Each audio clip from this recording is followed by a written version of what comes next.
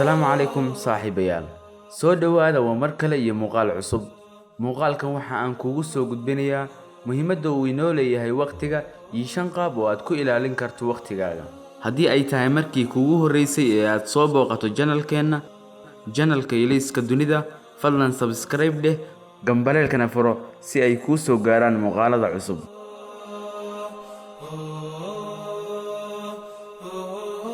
waqtigu waa hibo uu eebba nagu manaystay dushana naga saaray ilaalintiisa iyo maareyntiisaba waana muhiim inaad ogaato sida aad u maareyn karto waqtigaaga sidaan wada ogsoonnahay maalintu waxa ay ka kooban tahay 24 saac haddaan si kale u dhigno 86400 oo ilbiriqsi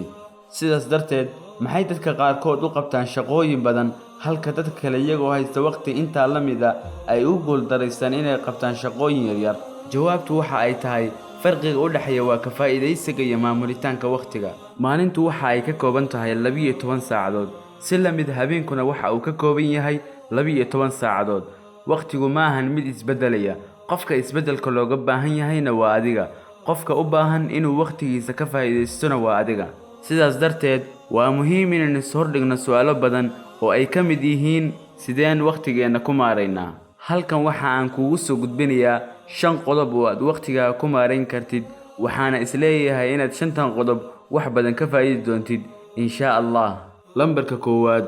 sameyso hadaf ama yool subax waliba marka aad hurdada ka toostid go'aanso waxa aad rabtid inuu noqdo hadafkaaga maanta waa muhiim inaad leedahay hadaf ama yool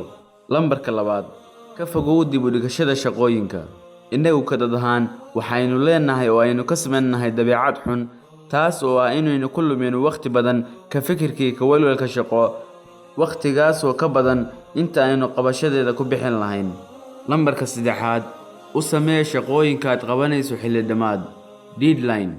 deadlines waa xeelad lagu joojin karo khasaarinta waqtiga iyo dib u dhigashada qabashada shaqooyinka waana hab dhiirigeliye ah kaasoo kugu dhiirigelinaya inaad ka faa'iideysato waqtigaaga lambarka afaraad abaalmarin naftaada mar waliba oo aad shaqo gabagabaysid abaalmarin naftaada ulama jeedo samayso xaflad ballaaran mar waliba oo aad shaqo dhamaystirtid balse dadka guusha xaqiijiyay waqtigoodana ka faa'iideystay waxay naftooda siiyeen abaalmarin dhiirigelisa lambarka shanaad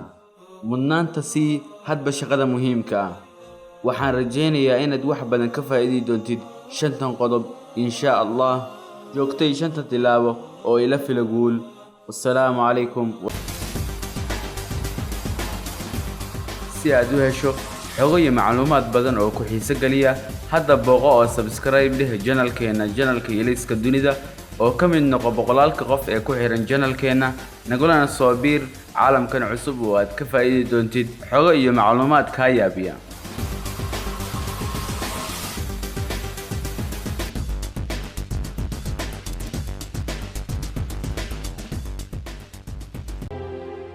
fadlan ku soo biir kanaalka Iliska Dunida taawana gambaleelka si aad u noqoto daawadaha koowaad ee muuqaaladeena daawada mahadsanid